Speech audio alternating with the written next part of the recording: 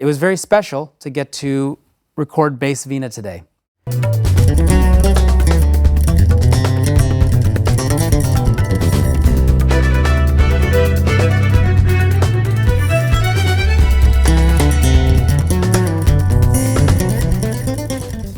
The Bass Veena is a hybrid fretless bass that is inspired by Indian instruments. So it has a 10-string harp, 4 playing strings, drone strings that are tuned to the upper tonics.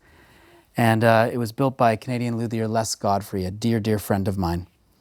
And the way that the Bass Veena is designed is it is very much an acoustic instrument that was designed to be able to be amplified easily. And by that I mean the way that we ended up putting a piezo under the bridge is more like a contact microphone. So the instrument is very sensitive and there's a lot of acoustic transients that come through the signal.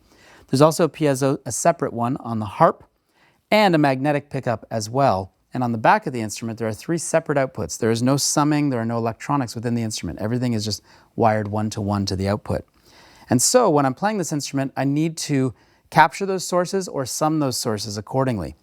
In this case today, I took the 2 primary sources that I use, which are the 2 piezos. They went into my pedalboard, and the Radial PZ Pro does a great job of summing those sources into one signal with separate EQ and level paths for each one. Then it went through my pedalboard, which is full of Source Audio stuff. And then at the very end of it, I was using my Source Audio Ventris to create a stereo reverb. Now, just before getting to that part of the chain, out of the Radial PZ Pro, I did take a single post EQ direct out. And what that does is it gives me a pre-effects clean capture of the instrument that I could then effect later or use in different capacities in the mixing stage. Then post Ventris, we capture stereo. So there's 2 Radial JDIs capturing left and right. So there I have post stereo effect chain and an opportunity to, in the mix, have a direct version of those 2 signals. At the same time, the magnetic pickup was going over to the Radial HDI. And so what we were finding in there from a direct source is that we were using the left-right stereo signal coming out of the Ventris for left-right, and then putting the dry pickup down the center, and it was working quite well. From those JDIs, now the room comes involved, and this was the most inspiring part of this recording for me, is the opportunity to record the Bass Veena in a seriously immersive capacity. We sent each of the signals to 2 different amps, my 2 favorite Mark bass amps, my DV Mark AC101, which is my favorite Bass Veena amp. It's a gorgeous acoustic instrument amplifier with great high-end transients. And then to my 12-inch Mark bass cab, and I use the Nano Mark head because I find it's really tight and also very transparent. So we set up a stereo amp situation and fed the room with a stereo signal.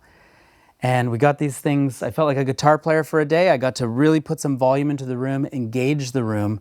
We did record the amps at a little bit of a distance with 2 U67s, and then the array, which is our 11-channel Sheps array, the 7 plus 4-channel Sheps array, recorded the sound of the instrument in the room.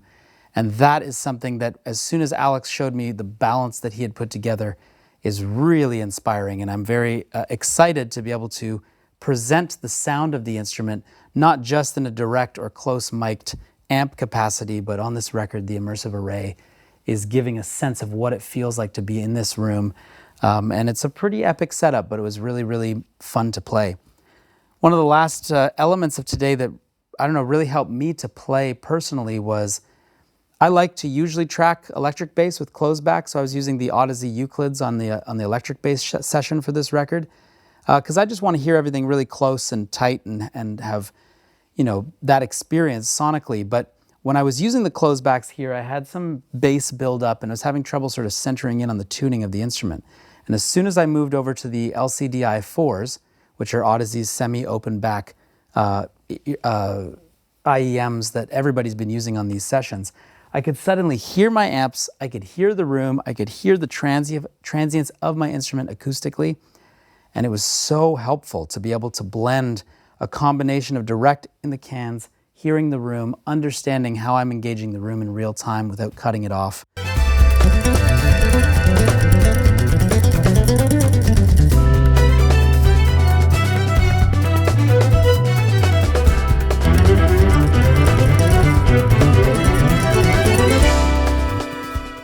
So all around an unbelievable day.